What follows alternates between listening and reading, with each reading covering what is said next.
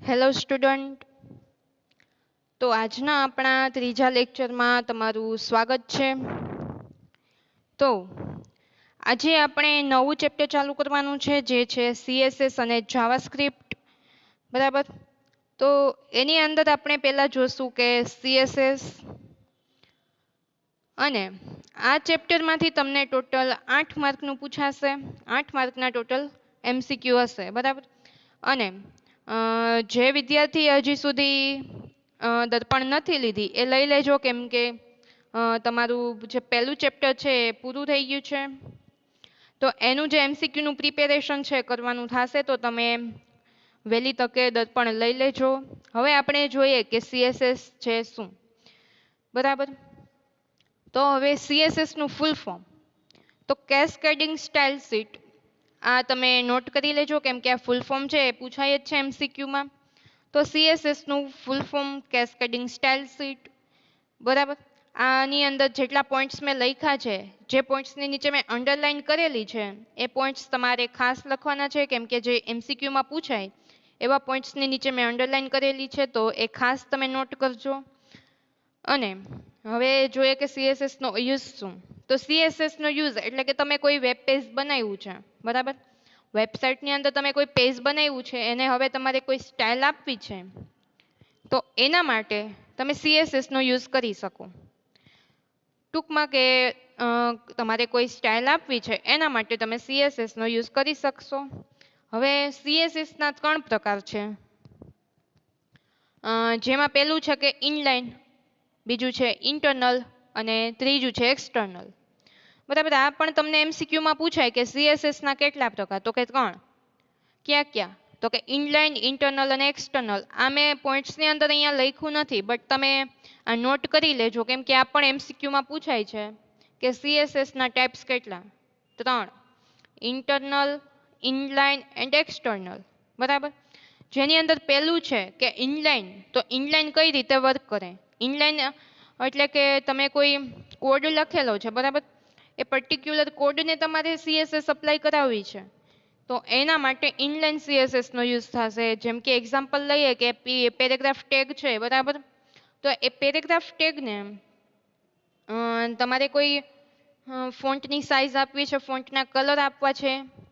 બરાબર. તો તમે એને ઇનલાઇન CSS અપ્લાય કરાવી શકો. નેક્સ્ટ છે કે ઇન્ટરનલ CSS. તો એમાં તમારે સ્ટાઇલ ટેગની અંદર તમારે CSS અપ્લાય કરવાની રહેશે, કે જેમ HTML ટેગ છે એ રીતે તમારે સ્ટાઇલ ટેગ ચાલુ કરવાનો છે અને સ્ટાઇલ ટેગ ઓવર કરવાનો છે. પણ આનો યુઝ તમે કોઈ પણ જગ્યાએ હેડની અંદર કરી શકો. બરાબર. પછી આવે છે કે એક્સટર્નલ. તો એનો યુઝ શું, તો કે એક્સટર્નલની અંદર એવું કે તમે કોઈ કોડ લખ્યો છે. બરાબર. તો એની એક અલગથી ફાઇલ બનાવવી પડશે CSS ની, જેનું એક્સટેન્શન હશે .css. બરાબર. તમે જ્યારે CSS ફાઇલ સેવ કરશો ત્યારે એનું એક્સટેન્શન ઓલવેઝ .css જ આવશે. આ પણ તમને MCQમાં પૂછાઈ શકે. આ પણ એક નોટ કરી લેજો, કેમ કે મેં આ પોઈન્ટ્સની અંદર લખેલ નથી. તો તમે આ પોઈન્ટ્સ નોટ કરી લેજો કે CSS નો એક્સટેન્શન જ્યારે તમે ફાઇલ સેવ કરો છો CSS ની, ત્યારે એનું એક્સટેન્શન શું હશે, તો કે .css, કેસ્કેડિંગ સ્ટાઇલ શીટ. બરાબર. તો એક્સટર્નલની અંદર એવું છે કે HTML ફાઇલ અને CSS ની ફાઇલ બંને અલગ અલગ હશે. બરાબર. કોડિંગ છે એ કોડિંગની અંદર તમારે જે કંઈ પણ ડિઝાઇનિંગ આપવાનું છે, કોડિંગનું જે કંઈ પણ ડિઝાઇનિંગ આપવું છે, એની ફાઇલ તમે CSS ની અલગથી બનાવવી પડશે. બરાબર. તો હવે આપણે જોઈએ કે CSS નો ઉપયોગ વેબસાઇટમાં દર્શનીય ઘટકોની શૈલીને સ્પષ્ટ કરવા માટે થાય છે. શું કે છે કે ભાઈ તમે કોઈ એક વેબસાઇટ બનાવી છે, હવે એની અંદર તમારે શૈલી એટલે કે કોઈ સ્ટાઇલ આપવી છે, કોઈ ફોન્ટનો કલર ચેન્જ કરવો છે, તો એના માટે તમે CSS નો યુઝ કરી શકો. નેક્સ્ટ કે છે કે સ્ટાઇલ શીટનો યુઝ શું, તો કે કોડિંગમાં નકલ ટાળી શકાય, એક જ વિગત માટે વિવિધ સ્ટાઇલનો ઉપયોગ કરી શકાય. એક જ વિગત માટે એટલે કે તમે કોઈ પેરેગ્રાફ ટેગ લખ્યો છે. બરાબર. કોડિંગની અંદર તમે કોઈ એક પેરેગ્રાફ ટેગ લીધો છે, એ પેરેગ્રાફ ટેગને તમારે અલગ અલગ સ્ટાઇલ આપવી છે, અલગ અલગ કલર આપવો છે, તો એ તમે આપી શકો. એની સ્ટાઇલ તમે અલગથી આપી મતલબ કે ફોન્ટની સ્ટાઇલ તમે અલગથી આપી શકો. નેક્સ્ટ કહે છે કે કોડની સરળ જાળવણી કરી શકાય છે, એટલે કે એને સરળ રીતે તમે સાચવી શકો છો કોડને ઇઝીલી, બરાબર. નેક્સ્ટ આવે કે સીએસએસની વાક્ય રચના, સિન્ટેક્સ ઓફ સીએસએસ. આ ખાસ તમારે જોવાનું છે કે સિન્ટેક્સ ઓફ સીએસએસ, બરાબર. તો સીએસએસની વાક્ય રચના, એની જે વિશિષ્ટ નિશાની છે એને શું કહેવાય, તો કે નિયમ કે રૂલ્સ. આ જે રૂલ્સ છે સીએસએસનો એ બે વિભાગમાં વહેંચી શકાય. કયા કયા તો કે સિલેક્ટર એન્ડ ડિક્લેરેશન. સિલેક્ટર અને ડિક્લેરેશન, જેમાં સિલેક્ટર એટલે કે પસંદગીકાર અને ડિક્લેરેશન એટલે કે એક કે વધુ ઘોષણાઓ. હવે નીચે હું તમને બતાવું કે સીએસએસ ની વાક્ય રચના. આ ખાસ તમારે સમજવાની છે, કેમ કે આખું સીએસએસ છે આની પર વર્ક કરે છે. તમે કઈ રીતે સીએસએસ અપ્લાય કરી શકો, બરાબર છે. સ્ટાઇલ ટેગની અંદર તમારે સીએસએસ આપવાની હોય છે. તો એમાં પહેલું શું છે તો કે સિલેક્ટર. આ તમે જે જોઈ શકો છો એ સિલેક્ટર. આખું જે છે સિલેક્ટર, એની નીચે પછી H1 લખેલું છે, બરાબર. તો એને રૂલ્સ કહેવાય, કે સીએસએસ નો આખો રૂલ્સ છે, સિન્ટેક્સ છે, બરાબર. તો એની અંદર જે સિલેક્ટર છે, સિલેક્ટર એટલે કે પસંદગીકાર. પસંદગીકાર એટલે કે HTML નું કોઈ પણ એલિમેન્ટ્સ અથવા તો HTML ના ટેગ, બરાબર. સિલેક્ટર એટલે કે HTML નો ટેગ અથવા તો એની અંદરના કોઈ પણ એલિમેન્ટ્સ. અને H1 છે એ એલિમેન્ટ્સ છે કોનો, તો કે HTML નો. H1 એટલે કે આપણે જોયું હતું ને આગળ કે H1 એ હેડિંગ ટેગ છે, જેમ H1 છે, H2 છે, H6 છે, બરાબર. નેક્સ્ટ છે કે છગડીયો કૌંસ, મતલબ કે કર્લી બ્રેકેટ્સ. કર્લી બ્રેકેટ્સ ની અંદર તમે શું લખી શકો, તો કે property colon value and curly bracket over, બરાબર. જે બે ટપકા તમને ઊભા બે ટપકા દેખાય છે એ શું છે, તો કે કોલન. એને શું કહેશો, તો કે કોલન, બરાબર. એનાથી તમે આગળ જોઈએ કે પ્રોપર્ટી શું છે, તો પ્રોપર્ટી એ એક ગુણધર્મ એટલે કે એનું ડિક્લેરેશન છે, બરાબર. પ્રોપર્ટી કોલન વેલ્યુ છે એ ડિક્લેરેશન છે કોનું, તો કે સિલેક્ટરનું. અને તમને એમ પૂછે કે સીએસએસ નો સ્કોપ ક્યાં બ્રેકેટની અંદર લખી શકાય છે. આ જે પ્રોપર્ટી કોલન વેલ્યુ લખેલી છે એને આખો શું કહેવાય, સીએસએસ નો સ્કોપ. આ તમે નોટ કરજો, આ એમસીક્યુમાં પૂછાઈ શકે કે સીએસએસ નો સ્કોપ કયા બ્રેકેટની અંદર લખી શકો. બ્રેકેટ એટલે કે કાઉન્સ, બરાબર, કૌંસ. કયા બ્રેકેટની અંદર લખી શકો, તો કે કર્લી યાની કે છગડીયો કૌંસ, બરાબર. આ પણ એમસીક્યુમાં પૂછાઈ શકે. તો આ છગડીયો કૌંસ ચાલુ કરી અને લાસ્ટમાં છગડીયો કૌંસ ઓવર કરવાનો. અને પ્રોપર્ટી એટલે કે ગુણધર્મ એટલે કે એનું ડિક્લેરેશન છે. અને વેલ્યુ આપવાની છે, વેલ્યુ એટલે કે કિંમત. હવે સિલેક્ટર આપણે એક્ઝામ્પલ જોઈએ કે પ્રોપર્ટી એટલે કે બધા કહેતા હોય કે ભાઈ મારી પાસે પણ પ્રોપર્ટી છે, તો કે શું, તો કે મારી પાસે મકાન છે, બરાબર. તો મકાન તો બધા પાસે હોય. તો એની વેલ્યુ એટલે કે 3 BHK હોય, કોઈને 1 BHK હોય, કોઈને 2 BHK હોય, બરાબર. તો એ મકાનની વેલ્યુ થઈ. પ્રોપર્ટીની અંદર આવશે મકાન અને એની વેલ્યુ તરીકે લેશું 2 BHK, બરાબર છે. હવે આપણે એનું એવું બીજું જ એક્ઝામ્પલ જોઈએ, બીજું કે સિલેક્ટર તરીકેની H1 ટેગ લીધો છે. H1 ટેગની જગ્યાએ તમે કોઈ પણ ટેગ લઈ શકો, જેમ કે P ટેગ છે, બરાબર. તો H1 એટલે કે હેડિંગ ટેગ છે. તો H1 ની અંદર એને કર્લી બ્રેકેટ સ્ટાર્ટ કરી અને એની અંદર લખ્યું છે કલર.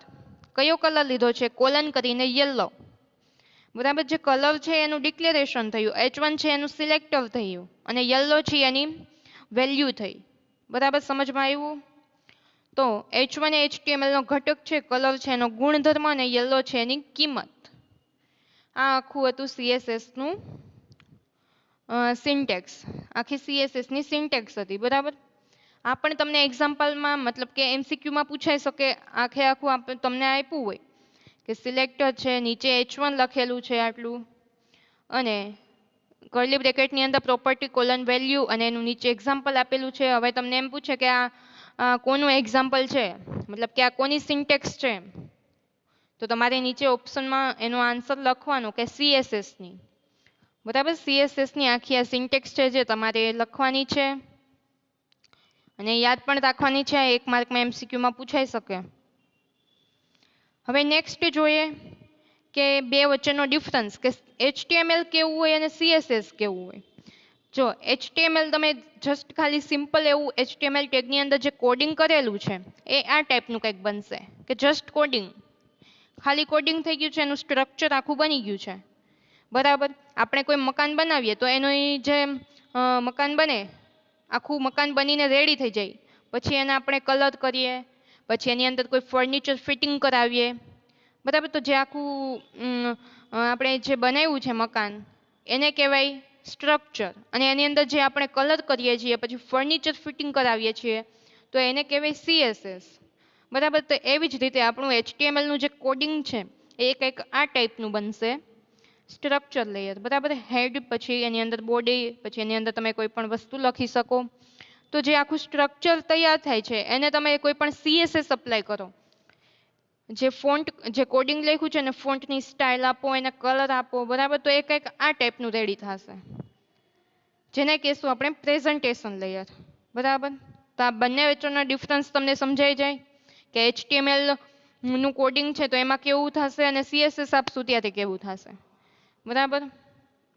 નેક્સ્ટ જોઈએ કે CSS નો યુઝ કરવો છે આપણે કમ્પોઝરની અંદર, તો કઈ રીતે તમે કરી શકો. તો સ્ટેપ 1 છે, તમે આખું કમ્પોઝરનું લુકઆઉટ જોયું છે. બરાબર. આગળના લેક્ચરમાં મેં તમને આખું કમ્પોઝરનું લુકઆઉટ બતાવેલું. તો જેની અંદર આપણે આ બીજું જોયું છે કે કમ્પોઝિશન ટૂલબાર. આ જે છે એ કમ્પોઝિશન ટૂલબાર છે. આ જેટલા આઇકન દેખાય છે તમને એ બધા કમ્પોઝિશન ટૂલબાર છે, જેની અંદર આ તમને કાસ્કેડ એવો એક ઓપ્શન દેખાય છે, જે બટન દેખાય છે, એના પર તમારે ક્લિક કરવાનું છે. એ ક્લિક કરશો એટલે નેક્સ્ટ તમને આવું એક ડાયલોગ બોક્સ દેખાશે. બરાબર.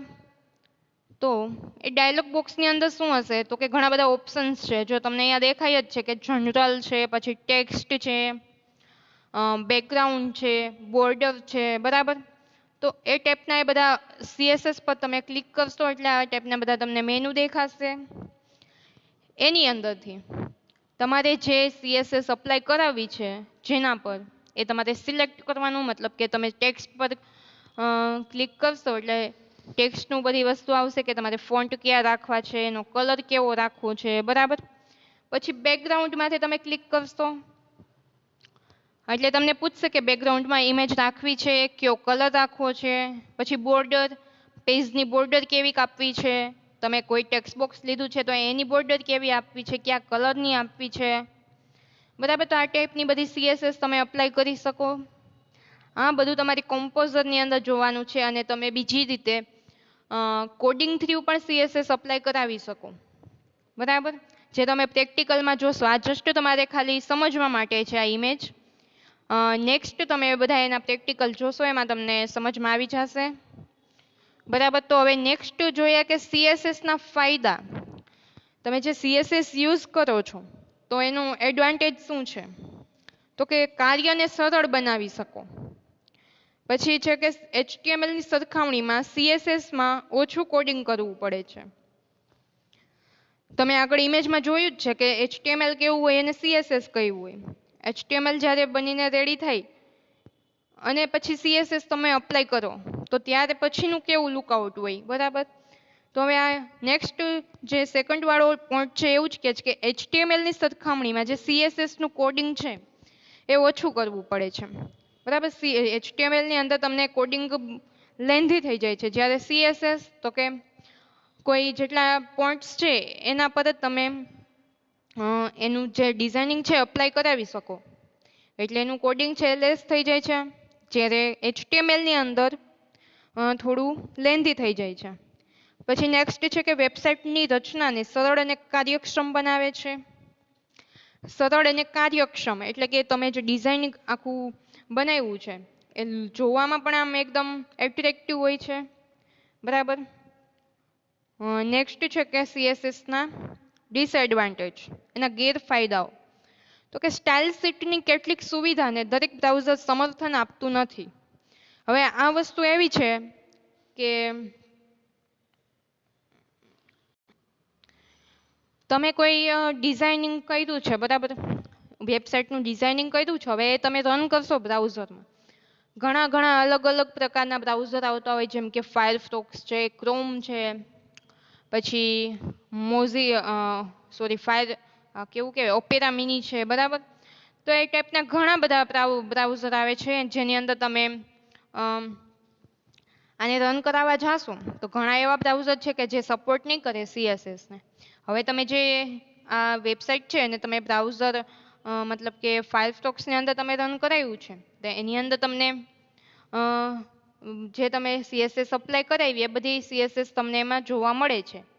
પછી તમે હવે ઓપેરાની અંદર તમે કરાવો છો તો એની અંદર તમને ઘણી CSS એવી છે કે જેનું ડિઝાઇનિંગ છે આમ થોડુંક વિખાઈ જશે, બરાબર, ઊંચા નીચું થઈ જશે, એવી રીતે. એટલે બ્રાઉઝર છે એને સપોર્ટ ના કરતું હોય. એટલે આ પોઈન્ટ છે એવું જ કહેવા માંગે છે કે બ્રાઉઝર છે સમર્થન આપતું નથી. નેક્સ્ટ જોઈએ કે જાવાસ્ક્રિપ્ટ. હવે તમારું CSS છે અહીંયા ઓવર થઈ ગયું અને હવે ચાલુ થાય છે કે જાવાસ્ક્રિપ્ટ. જાવાસ્ક્રિપ્ટનો યુઝ શું? તો કે તમારે વેલિડેશન આપવા છે કોઈ, બરાબર. વેલિડેશન એટલે એવું કે તમે કોઈ ફોર્મ બનાવ્યું છે HTML નું, તો હવે તમે HTML ના ફોર્મની અંદર તમે તમારું નામ જ લઈ લો કે તમે તમારું નામ લીધું છે ટેક્સ્ટ બોક્સની અંદર, તો હવે તમે તમારું નામ એની વેલ્યુ જે એન્ટર કરશો એ વેલ્યુ છે એ કેવી હોવી જોઈએ? તો કે આલ્ફાબેટિક, બરાબર. મતલબ કે A to Z ની અંદર જ હોવી જોઈએ, કોઈ ડિજિટ છે એન્ટર ના કરવા દેવો જોઈએ. બાકી ઘણા એવા હોય કે તમે ઓનલાઈન કોઈ ફોર્મ ભરો તો તમે તમારા નામની અંદર 1 2 3 એવું પણ નાખી શકો, બરાબર. તો એ છે એ સપોર્ટ કરવા દે નહીં. તો એના માટે તમે જે કંઈ વસ્તુ મૂકો, જે કંઈ એરર મેસેજ મૂકો, બરાબર, તો એને કહેવાય જાવાસ્ક્રિપ્ટનું વેલિડેશન. એક પ્રકારનું વેલિડેશન મૂકવું કહેવાય કે ભાઈ તમને ત્યાં એલર્ટ બતાવે કે તમે છે ડિજિટ એન્ટર કરી શકો નહીં, જસ્ટ ખાલી આલ્ફાબેટિક, બરાબર. તો એવી રીતે હવે જાવાસ્ક્રિપ્ટ છે એ કોણે ડેવલપ કરી છે? તો કે નેટસ્કેપ એક સંસ્થા છે નેટસ્કેપ કરીને, એના દ્વારા એનો વિકાસ કરવામાં આવ્યો છે. પછી નેક્સ્ટ જોઈએ કે HTMLમાં બનાવવામાં આવેલ વેબ પેજ એ સ્ટેટિક હોય છે, બરાબર. HTMLમાં તમે કોઈ પણ પ્રકારના જે પેજ બનાવો છો, HTMLની અંદર તમે જસ્ટ ખાલી વેબ પેજ બનાવી શકો. તો એ વેબ પેજ છે કેવા હોય? તો કે સ્ટેટિક હોય, જેની અંદર તમે કોઈ પણ વસ્તુ આમ એલર્ટ મેસેજ કે એવું કંઈ તમે ડિસ્પ્લે કરાવી શકો નહીં. જ્યારે જાવાસ્ક્રિપ્ટથી એ બધું પોસિબલ છે. તમે જાવાસ્ક્રિપ્ટની અંદર કોઈ પણ વેલિડેશન મૂકી શકો છો એના થ્રુ. તો નેક્સ્ટ એવું જ કહે છે કે જાવાસ્ક્રિપ્ટ ગતિશીલ વેબ પેજ બનાવે છે, બરાબર. આગળ જોઈએ કે વેબ પેજમાં પ્રોગ્રામિંગ ઉમેરવા જાવાસ્ક્રિપ્ટ સ્ક્રિપ્ટિંગ ભાષા ઉપયોગી છે. વેબ પેજની અંદર તમારે કોઈ પણ જાતનું પ્રોગ્રામિંગ ઉમેરવું છે તો એના માટે તમે જાવાસ્ક્રિપ્ટ સ્ક્રિપ્ટિંગ ભાષાનો યુઝ કરી શકો છો. નેક્સ્ટ કહે છે કે ક્લાયન્ટ બાજુ યથાર્થતા ચકાસવા માટે. આવું પણ તમને MCQમાં પૂછી શકે કે જાવાસ્ક્રિપ્ટ છે એ કેવી ભાષા છે, બરાબર. આ MCQ છે એ તમે નોટ કરતા રહેજો, કેમ કે આ પૂછાઈ શકે છે. તો જાવાસ્ક્રિપ્ટ છે કેવી ભાષા છે? તો કે સ્ક્રિપ્ટિંગ ભાષા છે. તો એ એવું પણ પૂછી શકે કે જાવાસ્ક્રિપ્ટ છે એ કઈ સાઈડની લેંગ્વેજ છે, મતલબ કે કઈ બાજુની ભાષા છે? તો કે ક્લાયન્ટ સાઈડ.